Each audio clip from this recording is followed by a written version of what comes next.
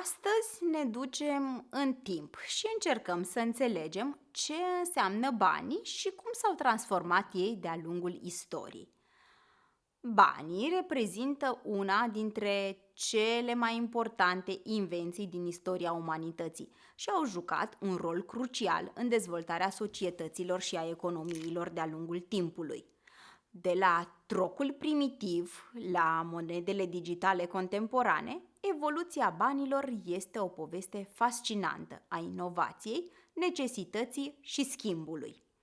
Dar care ar fi o definiție a banilor, vă veți întreba?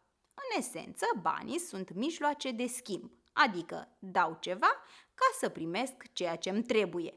Dar sunt și unități de măsură a valorii, adică un produs are o anumită valoare stabilită de cel ce o vinde, iar eu, dacă vreau să cumpăr acel produs, trebuie să ofer contravaloarea respectivă.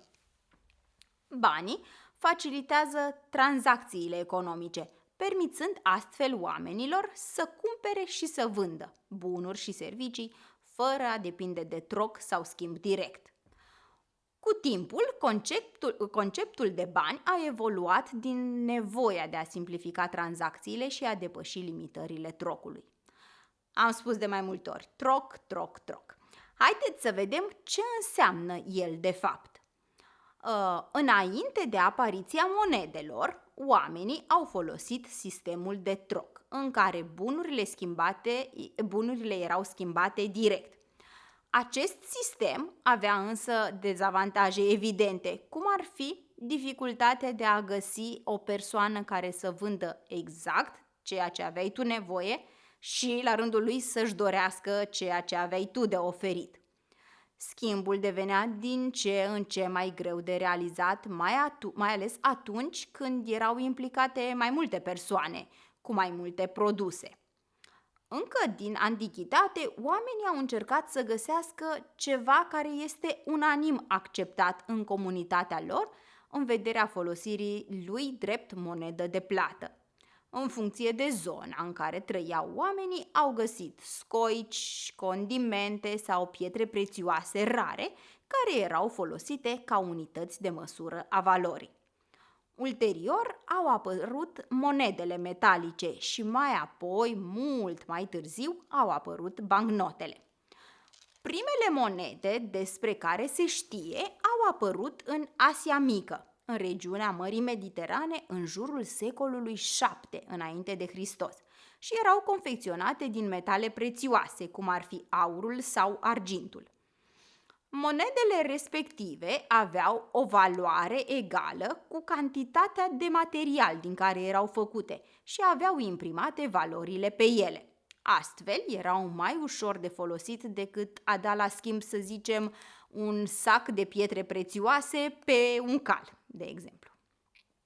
Cum spuneam, bancnotele au apărut mult mai târziu, adică în secolul VII după Hristos, în China. Ele erau fabricate din hârtie și erau emise de guvernul chinez.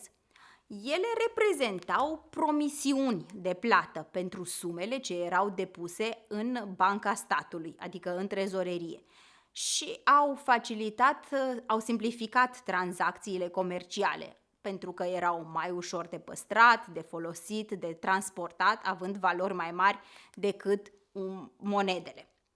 Una era să meargă să cumpere un produs cu o bancnotă și cu totul altceva să meargă cu un sac de monede care aveau valoare acumulată cu cea a bancnotei, nu? De notat și faptul că în secolele următoare conceptul de bani a evoluat în continuare, iar oamenii au creat monede din alte materiale decât aur și argint, căci metalele prețioase erau totuși disponibile în cantități limitate. În România, de exemplu, banii sunt emiși de Banca Națională a României, iar țara noastră este singura din Europa în care bancnotele sunt din plastic și nu din hârtie, precum bancnotele celorlalte state. Asta le face mai rezistente și mai durabile. Nu uitați să vă abonați la canal și să îmi scrieți în comentarii despre ce altceva ați vrea să vorbim.